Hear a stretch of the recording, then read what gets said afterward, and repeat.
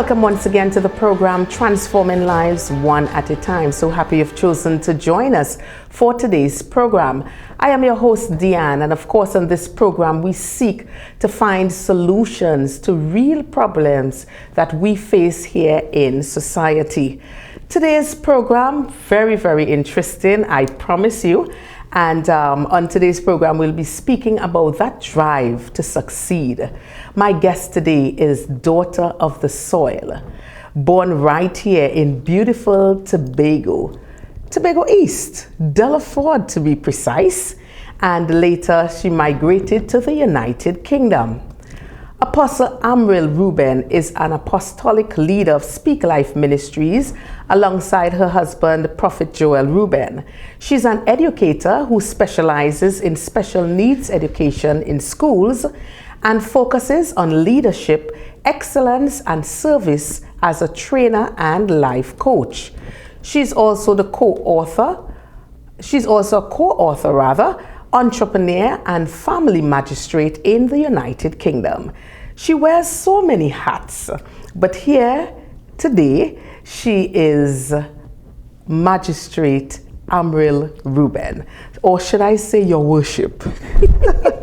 Welcome to the program and welcome home to beautiful Tobago. Glad to have you. Thank you so much, Diane. It's a pleasure to be here, and thank you for inviting me. Yes. Well, I know, first of all, that your Speak Live team is currently in Tobago hosting a couple of meetings. How has that been going? I prefer to take the words of one of our guests, one of our participants actually, and they said it was awesome. We had a leadership program on Saturday, a Kingdom Leadership Summit, and we were so blessed to have 24 ministries. Wow. 24 ministries uniting under one roof. Yes. It was awesome. That's indeed. amazing. That's amazing. Well, tell us a bit about your early years growing up in Tobago, and what was your experience like coming from humble beginnings? And humble indeed it was.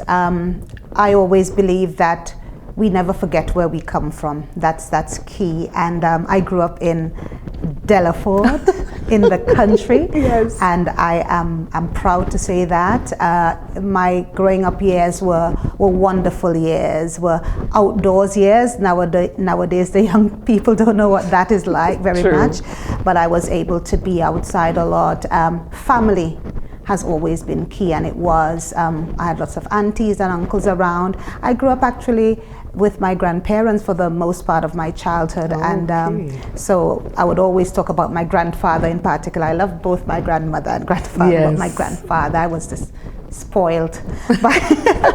But he really saw something in me that he spoke life into me from an early age. Even though he wasn't what we would call saved, he nurtured me. My grandmother nurtured me. My uncles and aunties nurtured me, and those humble beginnings were very pivotal for us. So Right. that was great. And from early, I also loved learning, and so I had those opportunities available.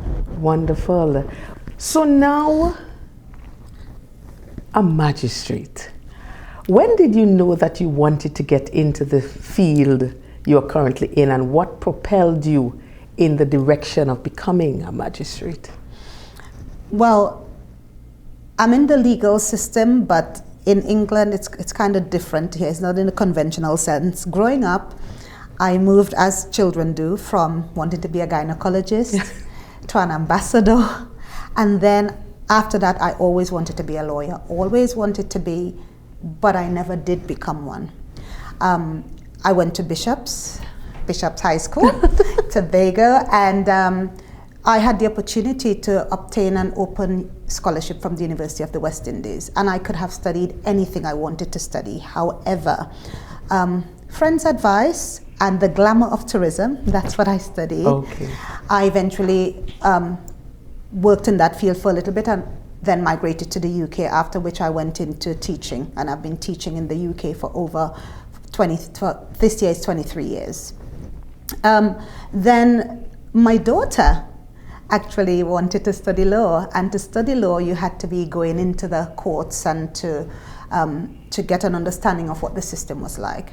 So I said, let me come with you. So I took her, I was taking her to the law courts. And then there was a prophetic word over my life to say that you would have governmental influence. So I said, I might as well just apply to be a magistrate. And this is what she said, my daughter. She said, Mom, the magistrates in England are white, mainly, over 50, and male. That's the criteria almost. That's what you see generally. Right. And I said, well, I'm black, female, yes, under 50, but I have a God. Right. And I applied in 2023, March. And so many things happened in that year. I said, well, I'll just see how it goes. And it was an absolutely rigorous process. But in the end, in December of 2023, I was given my instrument of appointment by King Charles. Oh my. So that was... Well, congratulations to you.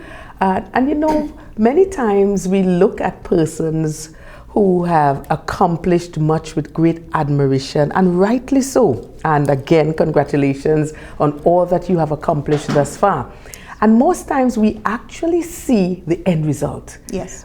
The success story, but there is always a story behind that success story. Yeah. We don't see the many times you felt like giving up, when you felt like throwing in the proverbial towel. So let's talk about some of the challenges you had as you pursued your goals and some of the strategies you used to overcome them. Okay. One of them actually was financial. Growing up again, you know, one of the things we say to our children is that having that platform, some of us had to start from scratch, so to speak. So there was that issue. When I look back, I consider, had I not gotten that scholarship, where would I be today? Had I not gotten this, where would I be today? So it's a series of events that only God could orchestrate that took me through a process that brought me to where I am today. But not only a series of events, a set of people who were placed in my life and who have been strategically positioned to help me to where I am today. So in terms of strategy, I definitely say, of course, God, but also people. Okay. They have been placed there to help. So yes, the financial position, problems or issues or constraints, but the scholarship came. I always believe in improving yourself. And so I always looked out for opportunities for self-improvement, even when I didn't have the finances available. So I would look for free courses, and even, you know, when I was having my children on maternity leave, I would find courses and, you know, do international marketing at master's level because it was free, and different things like that, just enhancing my skills. Another challenge was, this is a Tobago thing, but not only, people wanting to keep you down. For reasons that, unbeknownst to you, you wouldn't think about. But I've learned we have a saying in England, keep calm and carry on. And so that's what I did. I kept climbing, and as you climb, they dropped off. You know, and I would encourage anybody today not to take that on, because it could keep you back. But look at the positive and move on, and know that you were made for more than where you are. And lastly, for me, loss. Loss was one of the challenges. In that very year that I was going after that, I lost my sister and my son. And so in the space of 3 weeks. And so that the day when I came back from burying my son, the next day, when I got into the country, I had to go to court because I had the final interview for the magistracy the following day. I said nothing. Up to now, they don't know that those things happen, because what? Life goes on, and in as much as we could sit wallowing, that drive, that understanding that even if it's just for his memory that I carry on, I got to carry on, because I was assistant head teacher in one school, and I remember saying to him, you know, I've just gotten this position. He said, Mom, I know you. You will go for head teacher. You will not stop there. Yes. So he knew that drive was there, Yes. that I would go. And so I kept going. And I said, Lord, I want something to show this year just to honor that memory. And I did. I got it. Wow. And it's amazing because the topic for today is the drive to succeed. Yeah. And as you were talking, I'm hearing the kind of passion. So I know you went towards your goals with a kind of determination, a kind of persistence, a kind of, listen, nothing would stop me from reaching my goals. Mm-hmm. And as you spoke about, persons just trying to keep you down, I remembered the story of an eagle. Because as the eagle begins to soar, many times you would have birds around the eagle, but they don't even worry about that, because when you reach a certain height, automatically those birds would not be able to breathe and they will automatically fall off. So as you spoke about that, that just came back to my mind. Yes. And it also says to me that in spite of whatever distractions, because all these were meant to distract you yes. from your goal, yes. from your drive to succeed, yes. but you kept the course. Okay. You yes. kept the course, and that is very commendable, because so many times, we get discouraged. Sometimes persons who are around us that we think they would be there to cheer us on and to help motivate us, and many times we get disappointed. Yes. And there are a lot of persons that are disappointed. Even now we are doing this program, and they are facing that kind of disappointment because someone probably spoke a negative word over them and said, well, what you're going for there, nobody else in our family never accomplished that. What are you trying to play? What are you trying to do? Mm-hmm. So yeah. At this, it's just amazing how persons could come into your life, persons that you think are there to spur you on, that can also be a distraction. Yes. So that is very, very important. I know for persons viewing, especially from Tobago and of course Trinidad and around the world, they are being challenged now and they are being inspired, and the message is clear. It doesn't matter the geographical location you come from. It doesn't matter where. You can succeed. Correct. You can excel from wherever you originate. Just weighing on that. I want to not only speak about myself, but at this juncture to also include my husband, because, he would always say, this boy from Mova. Yes. And, and everybody knows, the reputation of Mova, but not just the reputation. He had the lived experience of growing up on the streets. Well, not living on the streets, but, people who you'd hang out with and yes. see them. He said even on his exam day, he would have seen somebody shot on the ground when he came home. And he didn't get any subjects. He made wrong decisions, went with wrong people, friends, but his mother believed in him and she sent him back to school. Wow. And today he has his master's, yes. he runs his business, he's a director, he's an apostle, he's being all who God called him to yes. be, would have traveled and is ministering powerfully across the nations. And in my own life, it's a very similar story, coming from Delaford, walking. I showed my children recently where I would walk to school. They yes. can't even fathom walking to school. Yeah. I would walk to school, did my common entrance, went to bishops, and the story continued. But at each juncture, one of the things that kept me moving, it had nothing to do with external forces, because if you worry about that or if you focus on that, you don't go on, because everything it's changing in the world today. Right. Everything is so contra positivity and yes. contra your goals, etc. Your drive has to come from within, and that's where my motivation. I always said to my husband, I said, you can't spur me on. If we're jogging and he would say, come on. I say, I gotta have it in me. Of course. and that's how I live my life. I have to be motivated internally, yes. so that whatever happens, I keep going. Right. I don't shift. I yes. don't blink.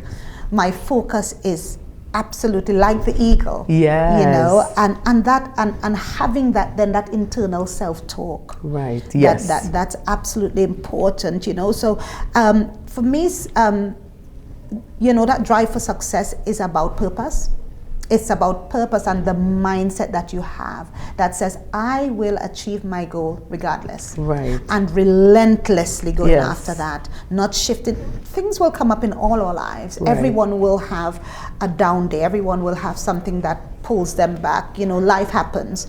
But at the end of the day, what do we do when all the odds are stacked up against us and Yeah. that goal is still there? We go after it. Yes. We go after it. We don't bend, we don't bow. And that's what fuels you. Nobody else could do it for us. Correct. So that encouragement and environment is big, but yet even in the midst of that, some people have come out of ashes. Yes. And they've still made it, and that's what I would say.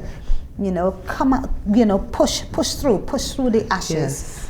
Because whatever it is, there is that goal and you can make it. Of course. I did. Yes, definitely. And I'm thinking in terms of, you know, sometimes, as you even indicated, your husband growing up in Mova, and many times you would hear certain places and you would think, wow, can any good come out of these places? But as you rightfully indicated, it's about your mindset. Yes. It's about your mentality, because you can be in a certain geographical location and all the odds are against you, but you have a mind, I am going to make it. Yes. I am going to make a difference. And you spoke about the self-talks.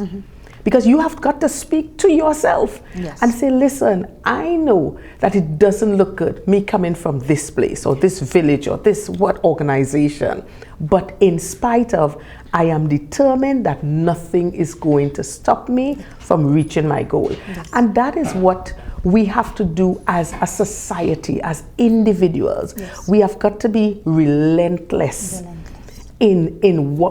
As we pursue our goals, as we go after our dreams, because at the end of the day, it is our lives and we have to take responsibility. Correct. For our lives and our actions. Give our viewers a little insight on what the journey has been like for you in this field. Real talk. You know, sometimes we like to, Yes. you know, real talk. Real talk. It's not a Judge Judy Right. type of it's not a Judge Judy type of experience, you know. The first thing people say, so do you wear the wig? Yes. And do you have on black clothes? I said, no, you just go in business attire. Right.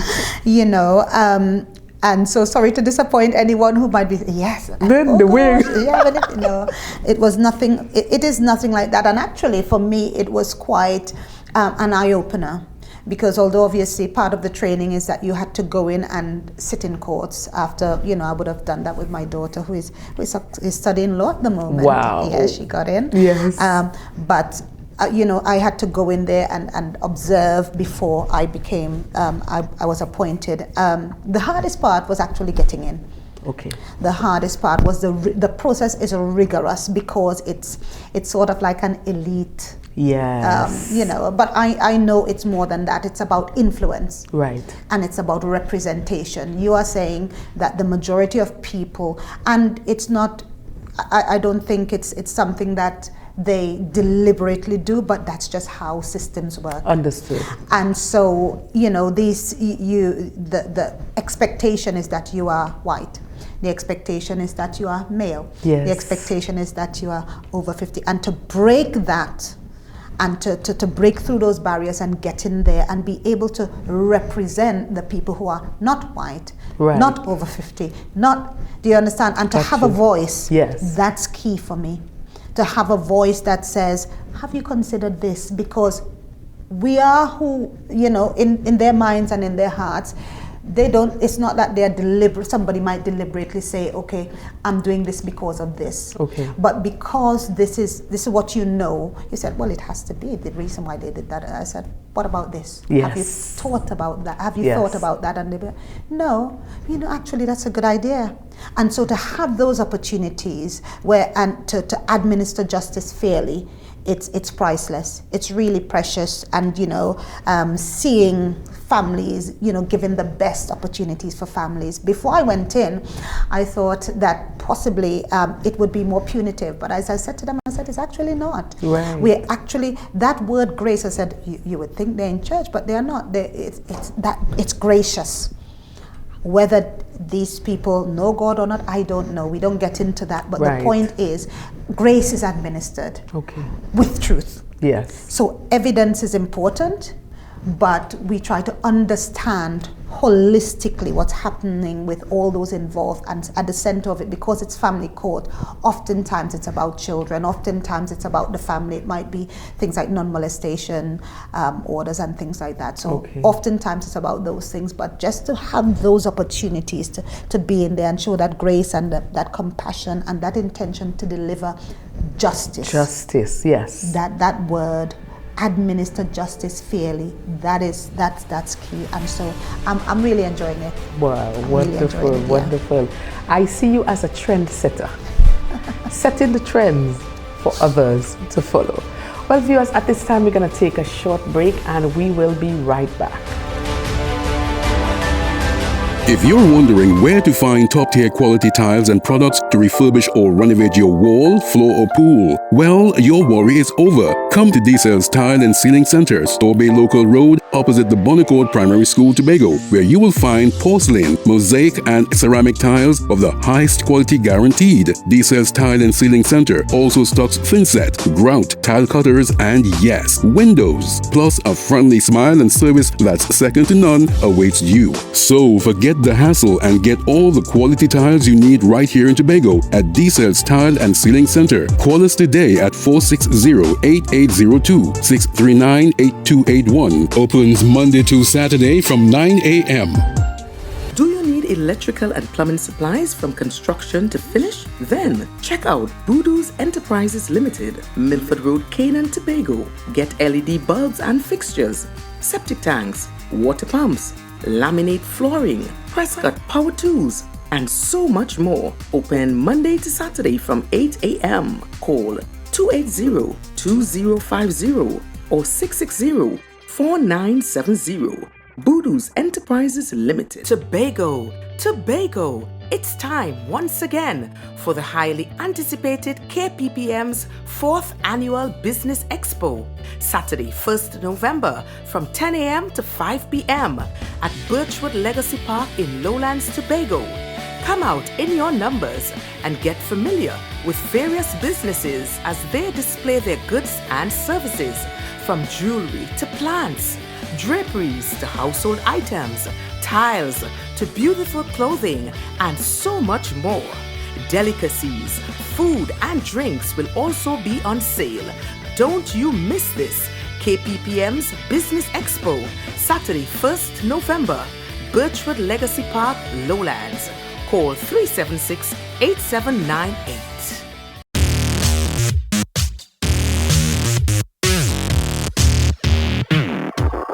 Hi, I am Deanne, host of Transforming Lives One at a Time, and we are in a celebratory mode as we celebrate our 1st anniversary. Yes, 1 year of bringing to you programs that are relevant, inspiring, educational, uplifting, and informative. I would like to sincerely thank Almighty God and you, our treasured viewers, for your continuous love and support for the program. I look forward to many more programs as we continue on this journey of transforming lives one at a time. Thank you, thank you, thank you.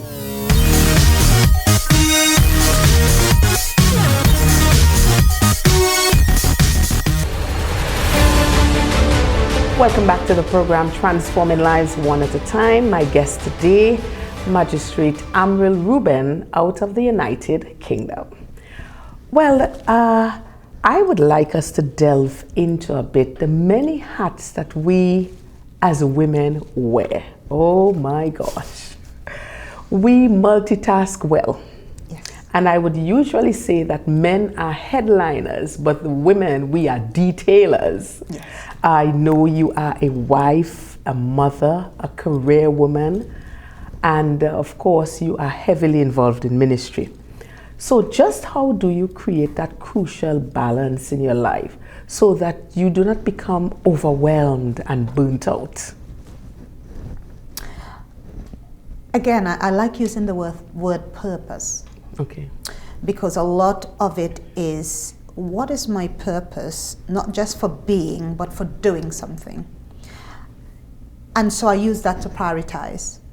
I use my purpose, my goals to prioritize, and I'm very intentional about that, because if I'm not, nobody will be for me.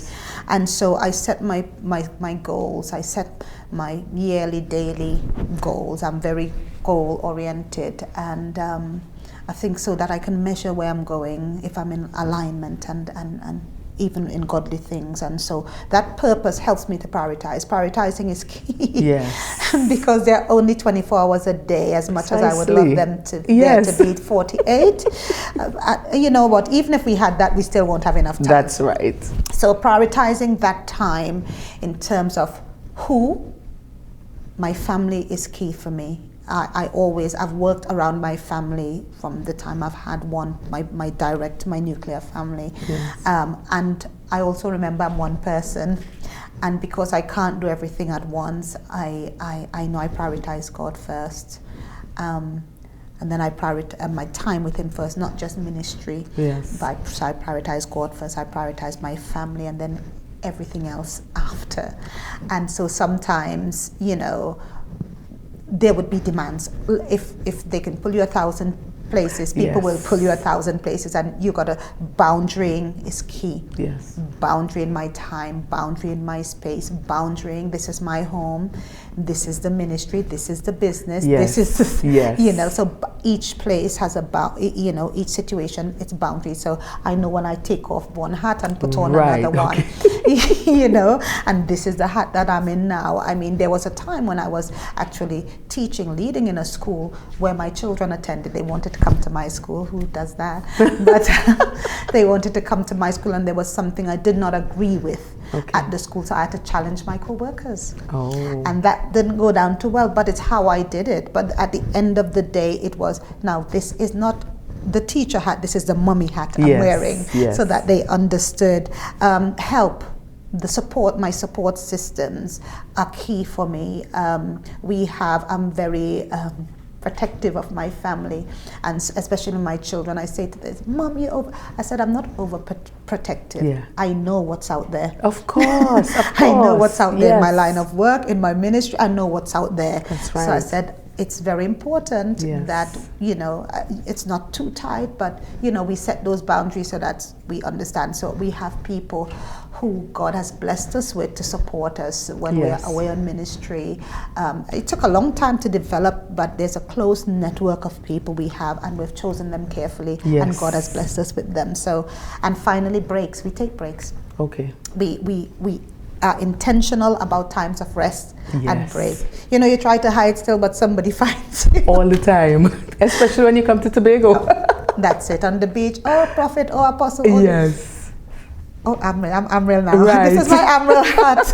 I'm with my children. Yes. But it's really those things, that purpose, that priority, those boundaries, and getting those help. People, of all the bad things we are hearing in the world today, I can't commend people enough, because truly I've learned what the Bible says. There are more who are for us than those who are against us. Indeed. So even as we go through, and there are more who are for us. So let's see the good. Yes. Because there are good people out there. Of course. Well, I know we cannot speak about balance and not touch on the importance of having that robust support system. You touched on it just a bit.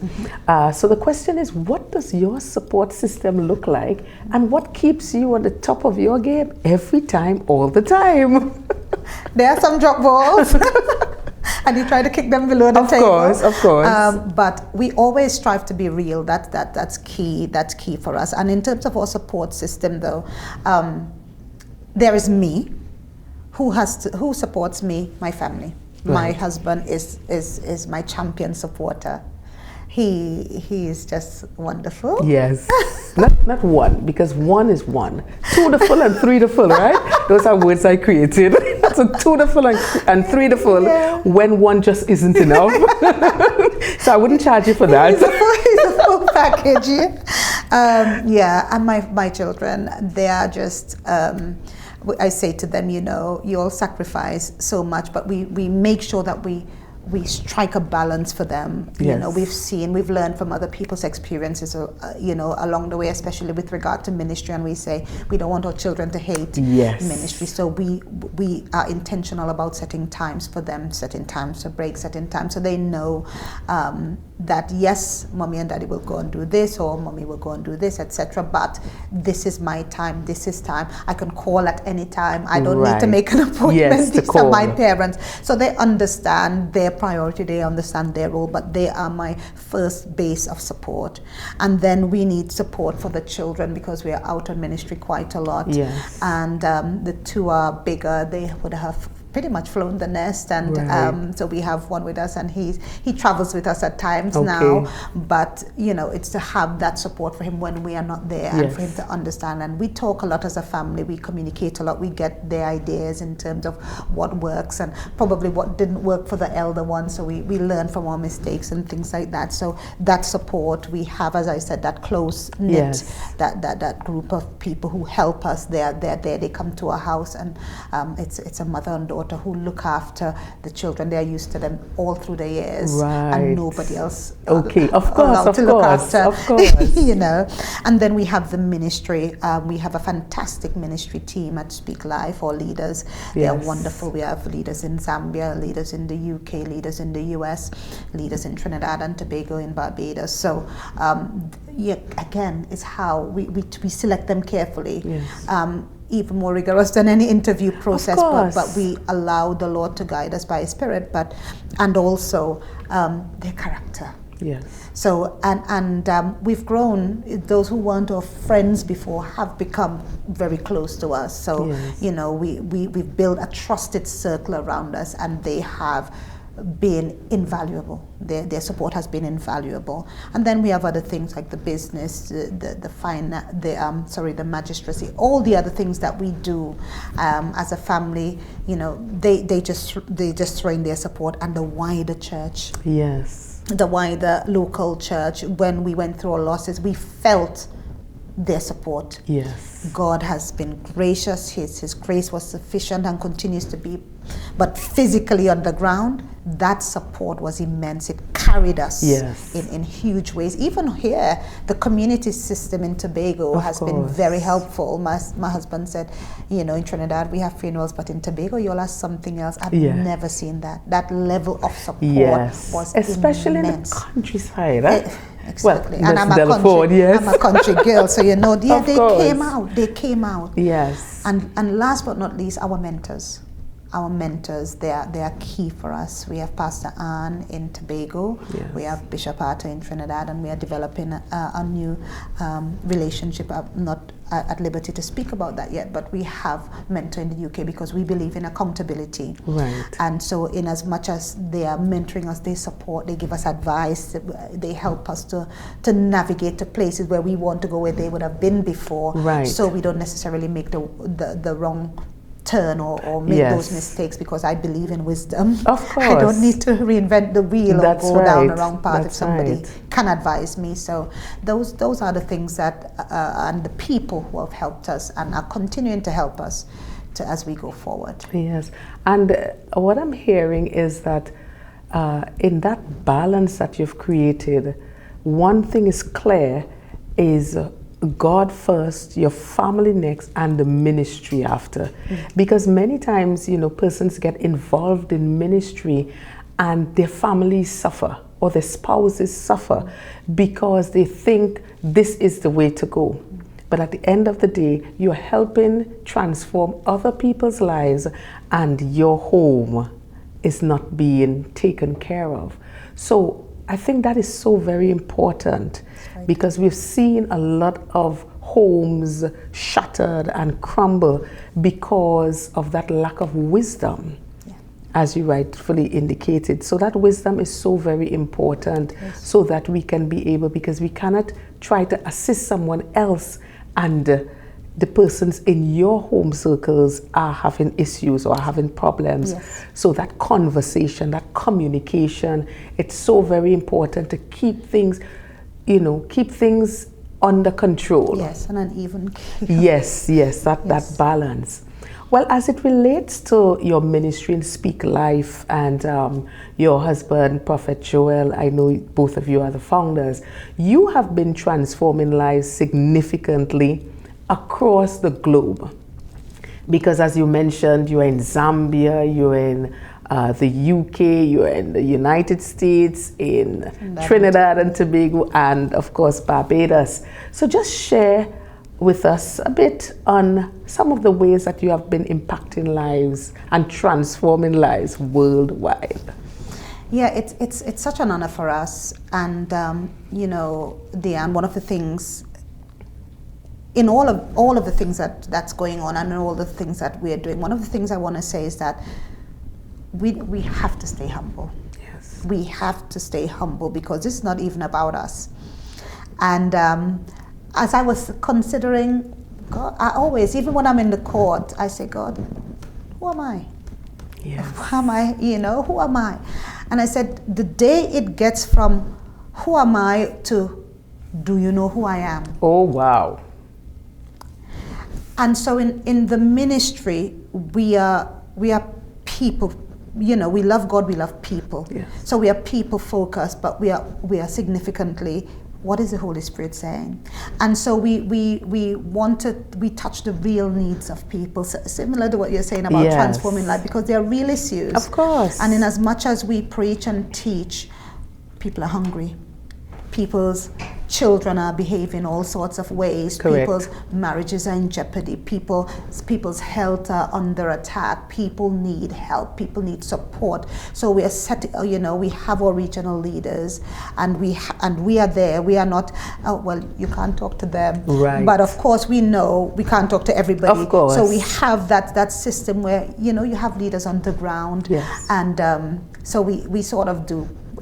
Well, counseling they call it, because it's informal. We don't have a counseling Yes. business, but people call, they want advice for this, they want advice for that. So we spend a lot of time. Joel say, you're on the phone, all this. This person needs help. Yes. And a student once told me, he said, Miss, he said, you could never leave this school. I said, why? I said, you want to tie me down or what? He said, no. He said, and both male and female students said, when you say you're going to help people, you help them. Wow. And when you look at the thread of ministry, when you look at the thread of magistracy, when you look at the thread of all that we do, it's about helping people. Helping people. It's about impacting their lives for good. So in Speak Life, we speak life. Right. We speak life into people. We speak life into families. We speak life into nations. We, of course, the most important thing is the souls of men. So we go after that, the salvation. But then after that, what happens? You have to clean them. You have to clean people up. You have to minister to their needs. You have to teach them and equip them. So we do that.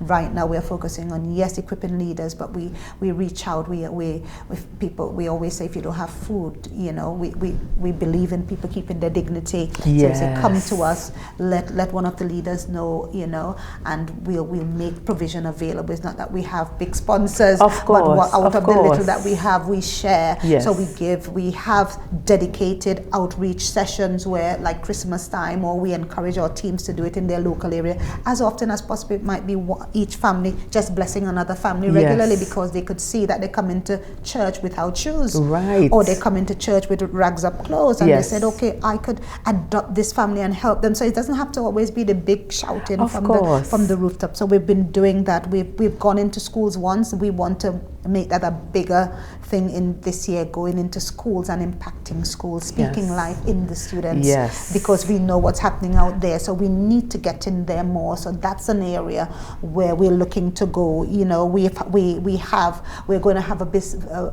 greater input into businesses, because we have a lot of businesses on Speak Life, and we know that God is saying influence through businesses, Right. influence through owning property as well. So we are Yes. encouraging people. We do a lot of freedom seminars as well. Debt freedom is a big thing for us, Okay. because God has blessed us in that way as well. So we said, we have received freely. We want to give. And even the book that Apostle Joel wrote, Yes.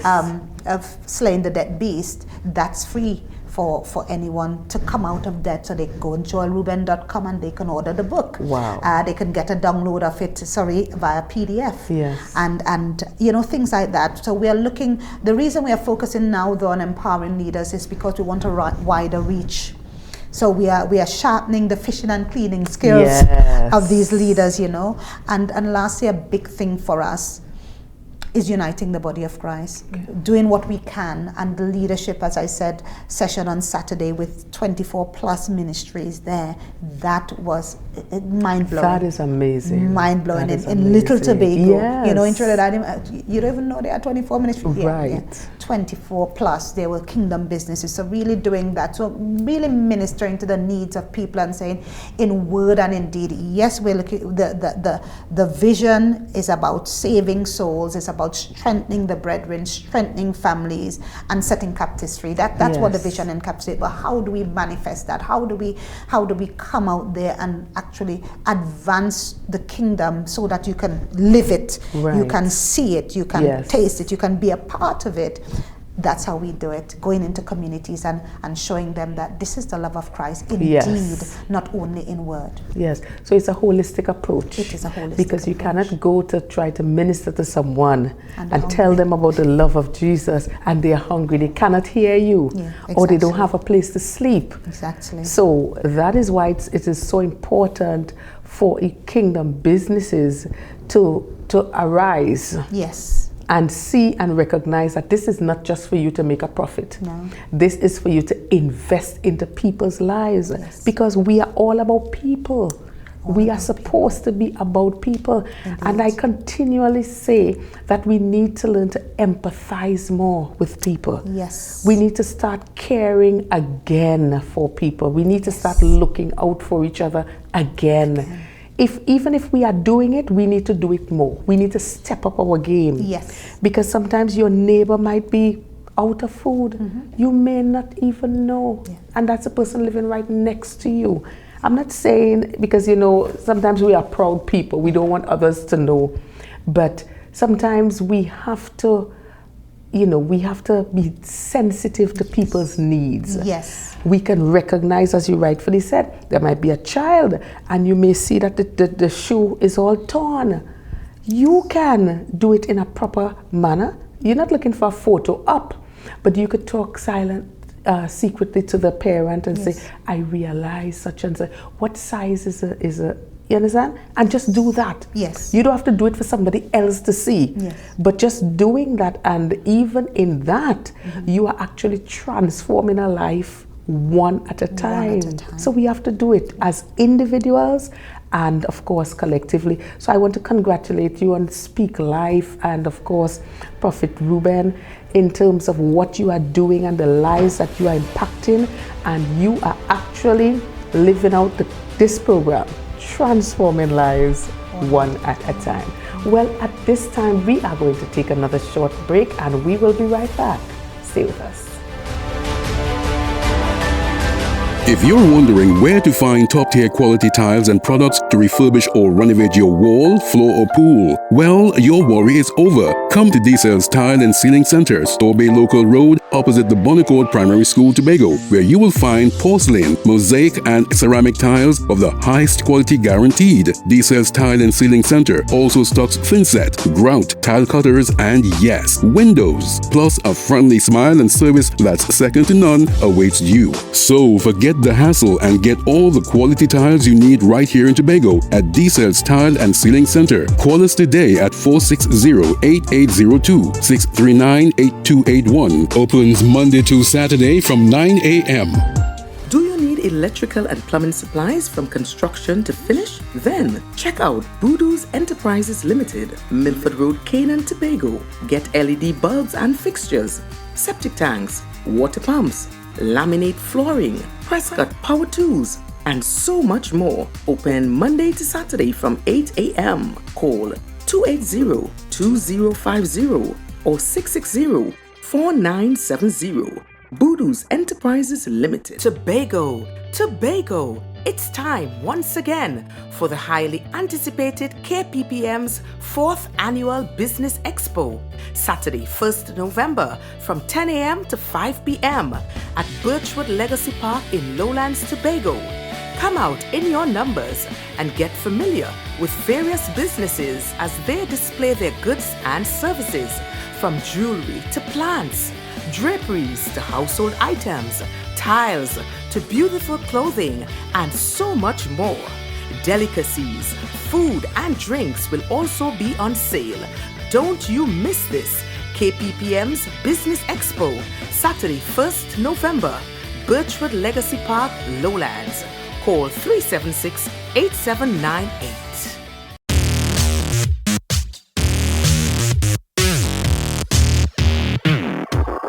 Hi, I am Deanne, host of Transforming Lives One at a Time, and we are in a celebratory mode as we celebrate our first anniversary. Yes, 1 year of bringing to you programs that are relevant, inspiring, educational, uplifting, and informative. I would like to sincerely thank Almighty God and you, our treasured viewers, for your continuous love and support for the program. I look forward to many more programs as we continue on this journey of transforming lives one at a time.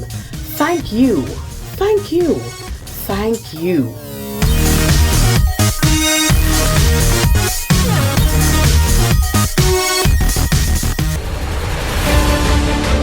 Welcome back to the program, friends. The conversation, I tell you, it's going very, very interesting, and I'm seeing my time is running away quickly, and I'm not very happy about that. All right, so Magistrate, I would like to touch on our older women teaching our younger women how to be successful in life as it relates to taking care of their homes, their families, and the likes, and creating that proper balance. I would say I'm part of the younger women. Of course. I'm in one of the in-between generations now where I'm a firm believer in that. I'm a firm believer in experiential wisdom.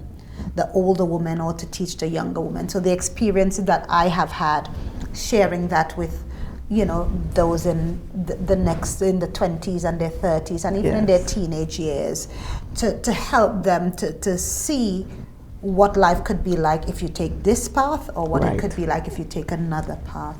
But also giving them that wisdom that I would have learned, things that the Holy Spirit would have taught me regarding, my husband, my children, and those things. And of course, people don't have to take it. Yes. But some people do, and they see positive results, and some people have to tweak it to their own situations, of course. But, sharing, I think it's very important that we become more of a sharing people. Sometimes you say, I don't want nobody know my business in local parlance, and it's not necessarily about that. We can share our ups and downs without going into the fine details. We can share what we have learned. We can share skills. We can share strategies. We can share how did we overcome. And that's really important, that passing on. So for me, I love to sit around the older heads. I love to sit around and learn and hear their stories and glean. The thing is, it's a give and take, because if we want to pass on to the younger ones and they're not open to that, they're not going to receive it. So it's about fostering a generation of honor, that culture of honor within all generations, where we don't look down on the younger ones either. Of course. We understand that they are facing challenges that we couldn't dream of. Yes. We didn't go through. That this internet, social media generation, it's a beast in its own right. So helping them to navigate life and navigate it in a sensible way, in a godly way, in a victorious way. We got to sort of, you spoke about empathizing. We got to put ourselves in their shoes and say, you know what I did might not work for them in this way, but if we look at it this way, we turn the perspective a little bit, so they understand how, because it's the application of the skill, the application. So it might be the same nuggets, but how is it applied in this society, in this reality that they are living in now? So I'm a firm believer of that.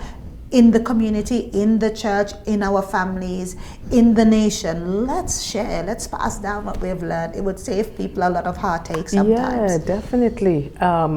We have to bridge that gap. Mm-hmm.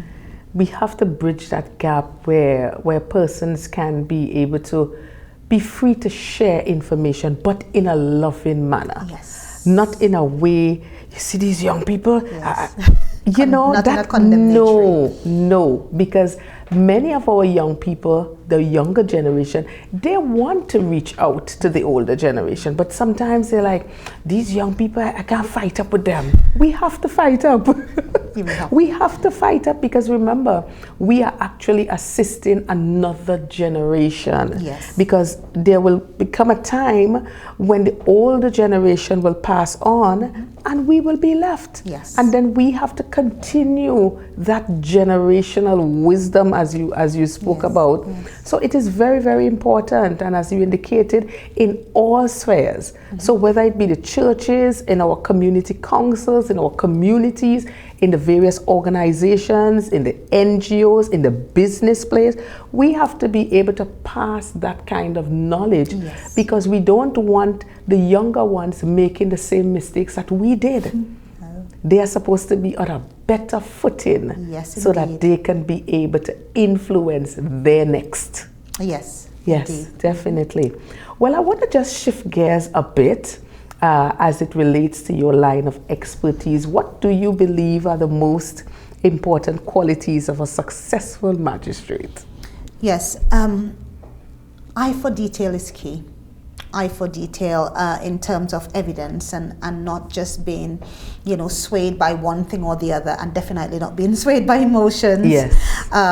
But having that objectivity, having that impartiality. One of the things in our training, we had to, our emotional intelligence about our own prejudices were brought to the fore. Yes. And we had to slay that beast right there and then, because obviously you're dealing with people's lives. So the training and, the constant reminders that, in as much as you don't like this or you don't like that, this is about people's destinies. Yes. So that objectivity, that impartiality is very important, and that eye for detail as it relates to evidence, the smallest thing could turn something, could cast a new light, and you're saying, oh, I didn't think about that. Right.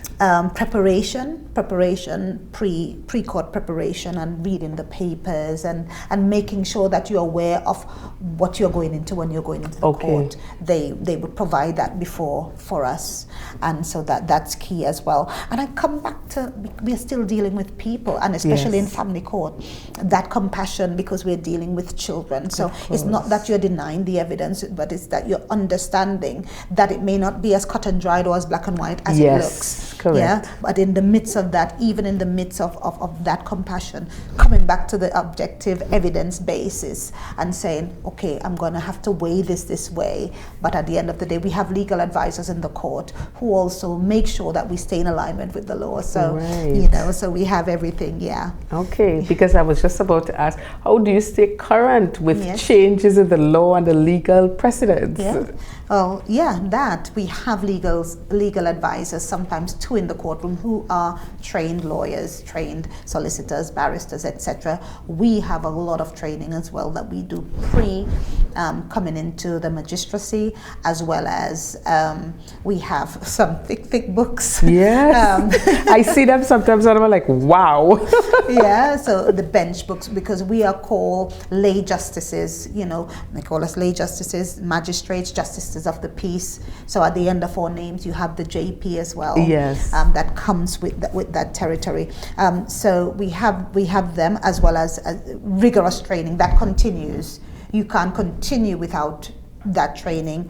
We have mentors, and we have like checkpoints where they're checking that your knowledge and the administration of justice is just. Wow. So it's rigorously followed through, and it's been in the UK courts. It's been really bearing fruit all these years, and I'm so grateful to be a part of it.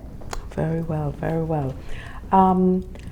Well, I know from where you sit, well, literally, in your capacity as a magistrate, that you have seen firsthand just how one can find themselves on the wrong side of the law and how it can severely affect their life. Yeah. The far-reaching effects it has on family members and communities. I want you to speak to that. Yeah, and yes, and I'm glad you change it from affecting their lives, because it's not just them. Right. When someone goes on the other side of the law, they could say, oh, it's my decision, etc. But the impact, the impact is not only on them, it's on their families, it's on their extended families, it's on their community. Correct. So it's understanding that some of the situations we have to deal with, they literally rip families apart.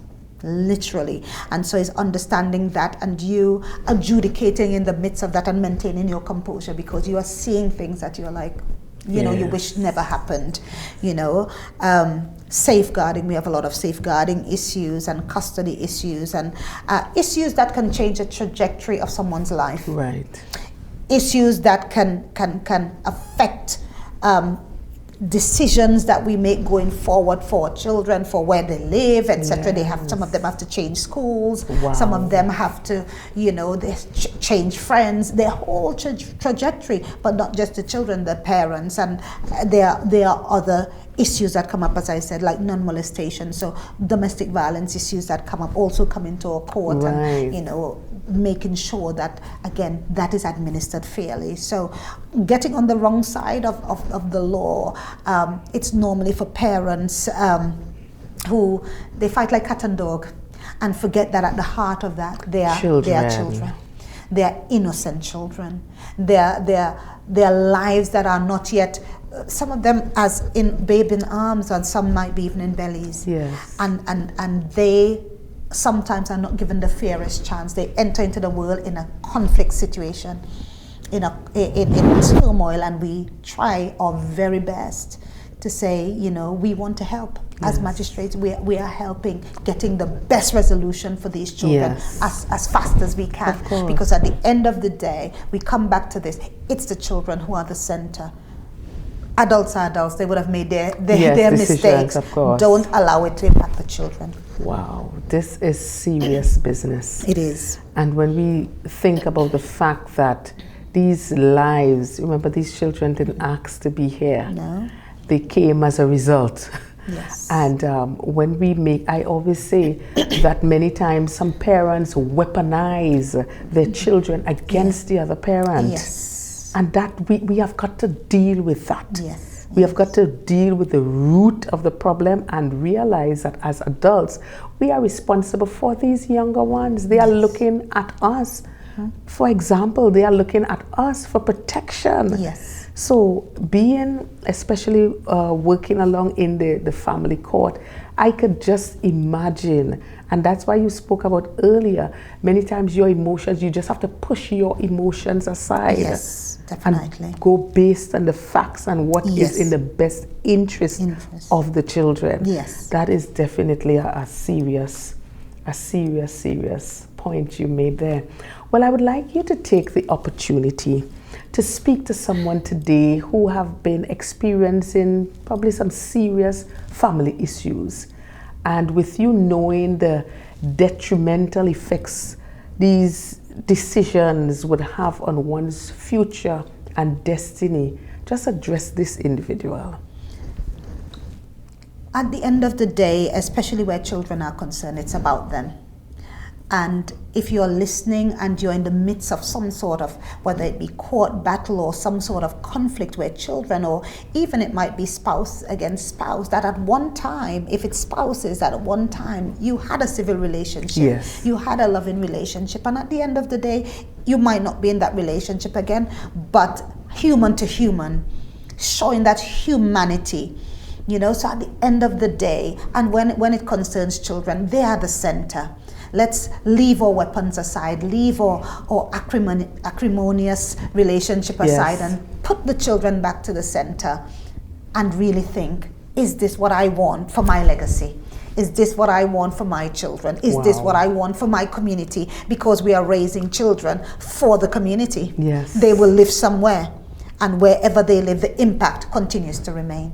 So I want to really encourage those who are out there. Let's understand that our decisions and our behavior have far, far-reaching, even generational impacts Yes, and implications. Definitely. I was saying some time ago that as we are bringing up our children, as we are raising our children, we have to recognize that we are actually raising up our children to be someone else's spouse. Yes. Someone else's father, someone else's uncle. Yes. And whatever we place inside of our children, we will have a ripple effect. Yes. We would see exactly the end result. Yes. So when, as parents and as guardians, we behave in certain manners. Yes. As I saw just recently, I was at a school and a very irate parent came in, and they had to threaten to call the police. Oh, wow. Because he was so disruptive, he was so angry, he was so, listen, and I am saying, his children are right there. Wow. And they are looking at that kind of behavior. And then I asked a teacher a question. I said, listen, no, I made a comment. I said, you see, and we wonder why our children are behaving like this.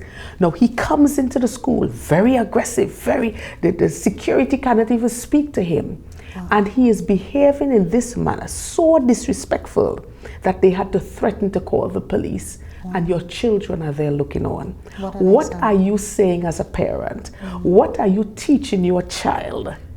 That this is the way I should handle conflicts. This is the way I should just run into the school and I'm saying that we have to think again. We have to think again, definitely. Well, it's about time we're going to start wrapping up the program. We just have a couple more minutes, my director is saying. So finally, Magistrate, I would like you to just speak to someone who may be at a crossroad in their life at this time. They're just not sure what move to make, what step to take. A word of encouragement to that individual. And you could speak into the camera. Yes. Long ago, when we were crossing the streets, there was a saying, stop, look, and listen. And today I want to encourage you to do that. There are things going on around you. You might just need to stop, because if you're not sure where to go, or if things are bombarding you from all sides, that's the right thing to do. Just stop for a moment, consider what is ahead of you. Consider what were your original goals, what were your original dreams. You might have come off course, but you can come back on again. Consider where you want to go next and take a decision. Don't waver, because you can go in, just take a decision with where you are strongest, where you feel this has been my goal all the time. If you need help, get help, because you might need help. Focus on that goal and follow. Go after it with all that you have. Throw everything at it and don't stop until you reach it. You are able, you are well able. With God, all things are possible. So go after your dream, because in each of you, there is the drive to succeed. Thank you so much. Well, indeed, you have been transforming lives one at a time in your own sphere of influence. And this should be the goal for all of us as we continue to effect change in our homes, in our communities, and the nations of the world. Well, I want to thank you so much, Magistrate, Your Worship, Amriel Reuben. Or just Amriel. Or just Amriel. For being a part of the program today, Transforming Lives One at a Time. It was certainly a pleasure having you all the way, I like to say this, all the way from the United Kingdom. And I wish you the best and in your future endeavors, and of course Speak Life, and in everything that you put your hands to do. I declare that it is already blessed and you would flourish. Amen. And I wish you all the best in every detail of your life. Thank you. All right. So thank you, viewers. I am certain that this program would be very beneficial, would have been very beneficial to you. I am encouraging you to share the information. You can get us on Transforming Lives One at a Time on our Facebook page or on our YouTube channel. You can subscribe, like, comment, share. Share the word, spread the word. Who knows? Someone out there may just be needing that drive to succeed. Well, it's not where you start. It's rather how you finish. As usual, I leave you with the definition of transformation, which is an internal shift that brings us into alignment with our fullest potential. Hey, we've got this. See you next time. Tobago, Tobago. It's time once again for the highly anticipated KPPM's 4th Annual Business Expo, Saturday, 1st November from 10 a.m. to 5 p.m. at Birchwood Legacy Park in Lowlands, Tobago. Come out in your numbers and get familiar with various businesses as they display their goods and services, from jewelry to plants, draperies to household items, tiles to beautiful clothing, and so much more. Delicacies, food, and drinks will also be on sale. Don't you miss this. KPPM's Business Expo, Saturday, 1st November, Birchwood Legacy Park, Lowlands. Call 376-8798.